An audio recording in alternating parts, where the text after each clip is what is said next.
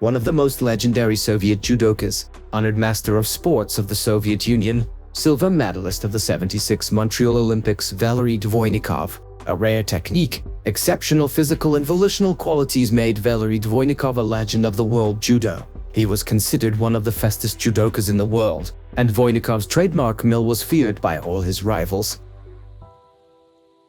Valery Dvoinikov grew up in the small town of Ozersk in Chelyabinsk region in a beautiful, hard-working, large family and learned hard work from childhood. The 13-year-old adolescent skillfully wielded an axe and a heavy sledgehammer. He was distinguished from his peers by his labored, calloused hands, a precocious, powerful body, strong legs, and amazing resilience.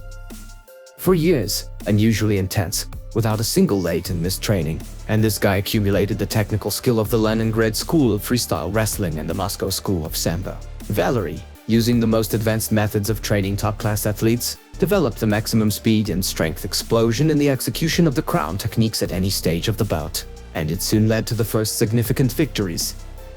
In '68 at the Soviet Union Sambo Championship he finished all bouts early, and in the finals, it took him just 17 seconds to lift the Armenian boy on his shoulders and throw him on his shoulder blades. At 17, he was already awarded the title of the Master of Sports of the Soviet Union.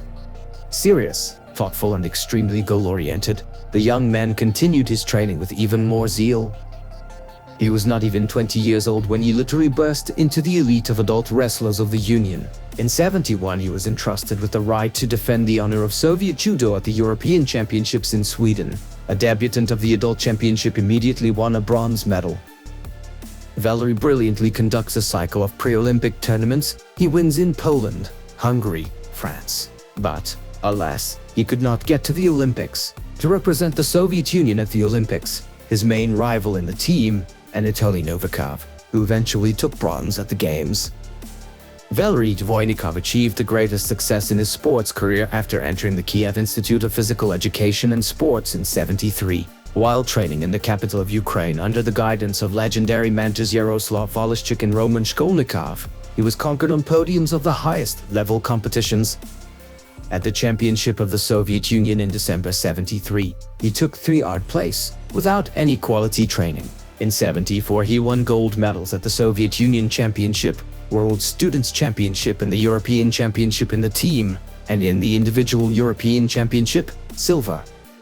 At the Student Championships the whole world saw a picture of the final pair of judoka under 71 kilograms. Valery in a high attacking stand, the Japanese judoka in a low defensive stand. All the Japanese forces are aimed at not getting on the shoulders of this incomprehensible Soviet judoka, but he does not succeed, and he loses. In the decisive pre-Olympics '75, two judokas dominated the country, Europe and the world at 71 kilograms. Nevzorov and Dvoinikov. They performed brilliantly at the World Championships, having defeated the rivals in their respective subgroups, including the Japanese judo masters. They reached the final. A sensation, an unprecedented triumph for the Soviet judo school, and foreign newspapers devoted more than one reportage to this event. But not everyone knows what it took Valery to fight for the gold in 3 finals. The championship of the Soviet Union, Europe and the world.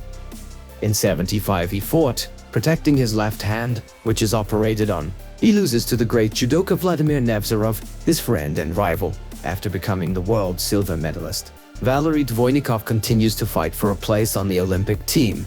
2 months before the Olympics, this athlete at the European Championships in '76 makes a double. He wins a gold medal in the individual competition, and then, defeating everyone in the team competition, wins a second medal. A unique athlete defeated all the strongest judokas of Europe.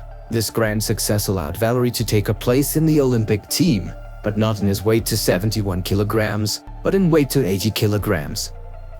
At the Olympic Games in Montreal, he performed a real, athletic feat. All his opponents exceeded Valery by 7 kilograms. In this weight no one is weak, but Valery is unstoppable. He wins and goes to the finals, and only in the decisive battle he lost to Osamu Sonoda from Japan.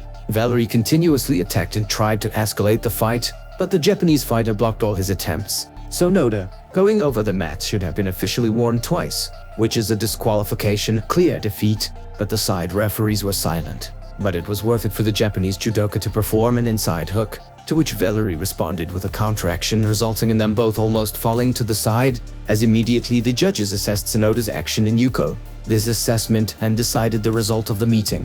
But to win even an Olympic silver medal under such conditions is the rarest case in the world practice of martial arts, and manifestation of the true spirit of judo, victory of skill over brute force.